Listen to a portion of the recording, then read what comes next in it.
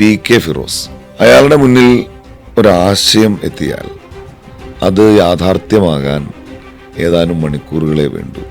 PK Firoz എന്ന സംഘാടകനെ കേരളം തിരിച്ചറിഞ്ഞത് യഥാർത്ഥത്തിൽ വയനാട്ടിലെ ദുരന്ത ഭൂമിയിലാണ്.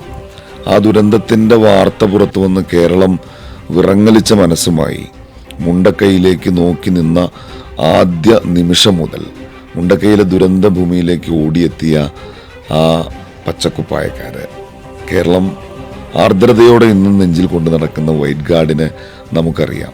അവരെ സജ്ജരാക്കിയത്, അവരെ സംഘടിപ്പിച്ചത്, ഈ നാട് വിളിച്ചാൽ ഏത് സമയവും ഓടിയെത്താൻ കഴിയുന്ന രൂപത്തിൽ ഒരു സമ്മാനമായി കേരളത്തെ അവർക്ക് നൽകിയത്.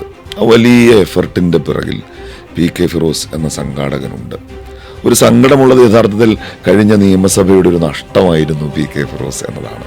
കൊടുവള്ളിയിൽ പ്രിയപ്പെട്ട MK മുനീർ സാഹിബ് തുടങ്ങി വച്ച വികസന വിപ്ലവത്തെ മുന്നോട്ട് നയിക്കാൻ PK ഫിറോസിനെ പോലെ യോഗ്യനായ ഒരാളില്ല.